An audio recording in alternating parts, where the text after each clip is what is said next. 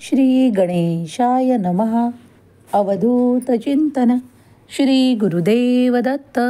श्री स्वामी समर्थ. जय जय स्वामी समर्थ. देव म्हणतात, तू दूर राहूनही माझी पूजा अर्चना करू शकतोस. मनापासून मला हाका मारू शकतोस. जेव्हा तुझे मन आतुर होते आणि अक्कलकोटच्या दिशेने तुला खूप येण्याची इच्छा होते, पण तरी काही वारंवार अडचणी येत असल्यामुळे तू येणे शक्य नाही. पण तू जिथे आहेस तिथून माझी भक्ती नामस्मरण मनापासून केलेस की मी तुझ्या पाठीशी उभे राहीन. हे माझे अभयवचन आहे, त्याला विसरू नको. देव म्हणतात, बाळा, काही चुका झाल्या असतील पण स्वतःला दोषी मानू नको, कारण त्या सर्व काही चुकांसाठी मी तुला माफ केले आहे. तुझे मन मोठे आहे, तुझे हृदय मोकळे कर, कारण त्यात तू त्या सर्व काही गोष्टी साठवून ठेवत आहेस. तुमचे मन आणि तुम्ही बरे होण्याच्या मार्गावर आहात. देव तुम्हाला मदत करत आहे. तू माझी किती पूजा करतोस बाळ. तुझ्यातील आत्मा भूतकाळातील त्या गोष्टींना विसरला आहे, पण मी तुझा देव विसरलेलो नाही. तुझ्यासाठी चांगल्या कर्माची फळं येत आहेत. तुझे मन अंतःकरण पूर्णपणे शुद्ध कर. देव म्हणतात, मनात कधीही वाईट विचार आणून कुणालाही फसवण्याचा विचार देखील करू नका, कारण सर्व काही देवाला कळतं. जेव्हा तुम्हाला काही संकेत मिळतात तेव्हा हे जाणून घ्या की देव तुमची मदत करण्यासाठी इथे उपस्थित आहे. हे संकेतही देवच तुम्हाला देत आहेत. शांतता राखा आणि येणारा आवाज ऐका, कारण तो माझाच असेल. तुम्ही ज्या गोष्टीत गुरफटून गेला आहात, तुम्हाला योग्य मार्गदर्शन हवे आहे, मग या संदेशाला टाळून चालणार नाही. पूर्णपणे शांतपणे ऐकून घ्या. हृदयातून तुम्हाला एक आवाज मिळेल, तो माझाच असेल. याकडे दुर्लक्ष करू नका. तुम्ही नाराज होऊ देऊ नका, कारण मी जी शांती देऊ करतो ती जगाची शांती आहे. ती तुम्हाला त्या ठिकाणी नेईल जिथे तुमचे भविष्य आहे. जिथे उज्ज्वल भविष्य आहे त्या ठिकाणी तयार राहा जाण्यासाठी, कारण स्वर्गात आता एक जागा तयार केल्या जात आहे. तुमचे जीवन जगण्यासाठी आणि आनंद घेण्यासाठी आहे. माझी उपस्थितीने तुम्ही तुमचे जीवन अधिक आनंदी आणि चांगुलपणाने प्रत्येक क्षण भरले आहेत हे पाहाल. देव तुमच्यावर किती कृपाळू दयाळू आहे याचा तुम्ही आता अनुभव करणार आहात. तुमचे विचार नकारात्मक ऊर्जेने भरलेले असतील तर ते मी बदलण्यासाठी आज आलो आहे. लक्षात घ्या, जिथून तुमचे विचार संपतात तिथून माझे आशीर्वाद सुरू होतात. गोष्टी सातत्याने विचार करता ते अशा भीतीचे प्रश्न निर्माण करेल, कारण भीती ही अशी गोष्ट आहे जी वारंवार तुमच्या मनाला त्रास देण्यासाठी येते. त्या भीतीला घालवण्यासाठी या संदेशाला संपूर्ण ऐका, कारण माझा संदेश, माझे आशीर्वाद, माझे मार्गदर्शन तुमच्यासाठी तुमच्या विचारातील ती भीती पळवून लावण्यासाठी आहे. देव म्हणतात, तुला लवकरच माझी प्रचिती येणार आहे. माझ्या प्रेमावर, माझ्या आशीर्वादावर विश्वास ठेव.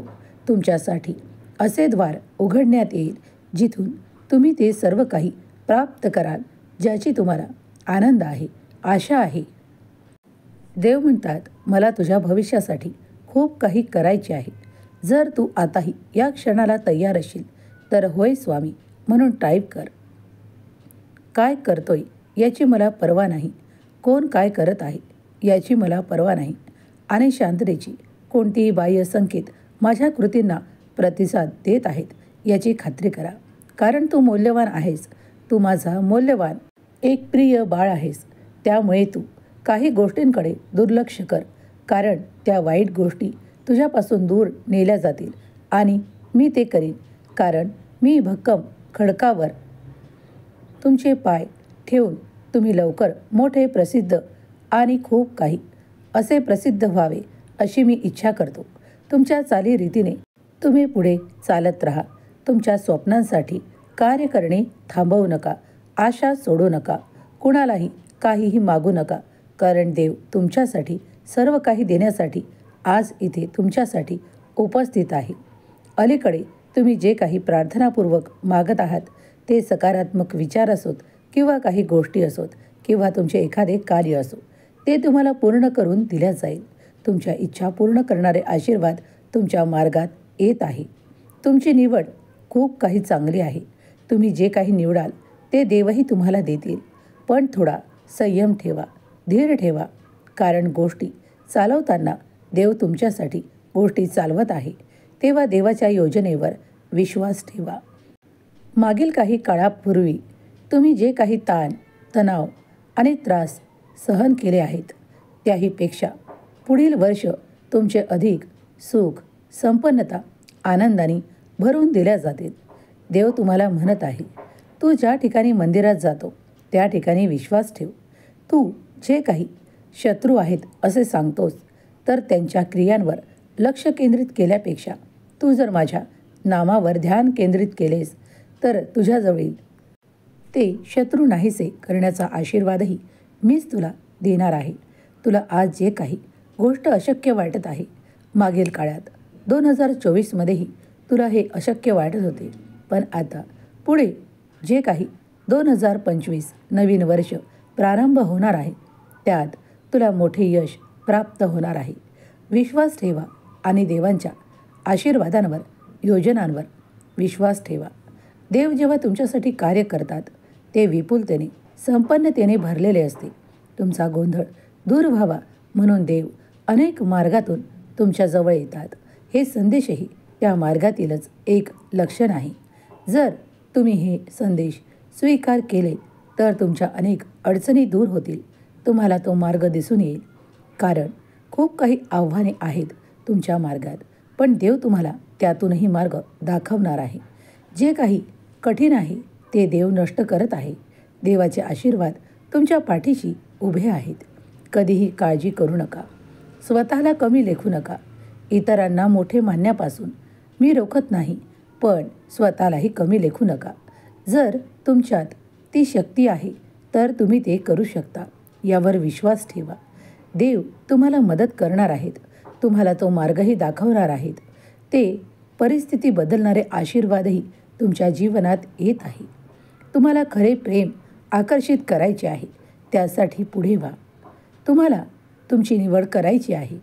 देव म्हणतात, विश्वासाने पुढे जा आणि आपले प्रेम मिळवण्यासाठी प्रयत्न कर आणि ते तुला नक्की मिळेल ही आशा ठेव. बाळा, कधीकधी तुम्ही ते मागता जे तुमच्या भाग्यातही नसते, पण देव तुमची काळजी घेत आहेत म्हणून तुमच्या भाग्यात तेही दिल्या जाईल जे तुमच्या भाग्यात नाही. देव तुमची इच्छा पूर्ण करणारे आशीर्वाद तुमच्या मार्गात देत आहेत. तेव्हा देवाला धन्यवाद करायला विसरू नका. स्वामी माऊली, मी तुझं प्रिय बाळ अशी कमेंट करायला विसरू नका. जे काही मागे घडून गेले त्यावर जास्त विचार करत बसणे हा वेळ घालवण्याची योजना आहे, पण देवाकडे तुमच्यासाठी खूप काही मोठी योजना आहे. जर तुम्ही त्यात आनंदी होणार असाल तर आत्ताच होय देवा, मी तुझी योजना स्वीकार करतो असे टाईप करा. स्वामी माऊलीचा हा संदेश तुमच्या मनाला भावला असेल तर नक्कीच याला एक लाईक करा. तुमच्या प्रियजनांना शेअर करायला विसरू नका. तुमचे प्रेम, तुमचे जिव्हाळ्याचे संबंध अधिक घट्ट होतील. तुम्हाला तो आनंदही दिला जाईल. स्वामी माऊली तुमच्या सर्व काही इच्छा पूर्ण करोत. तुम्हाला सुख, समृद्धी, आनंद, प्रगती आणि खूप काही भरभराट देवोत. हीच स्वामी माऊली चरणी प्रार्थना. केलेली सेवा स्वामी माऊली चरणी अर्पण करते. श्री स्वामी समर्थ. जय जय स्वामी समर्थ.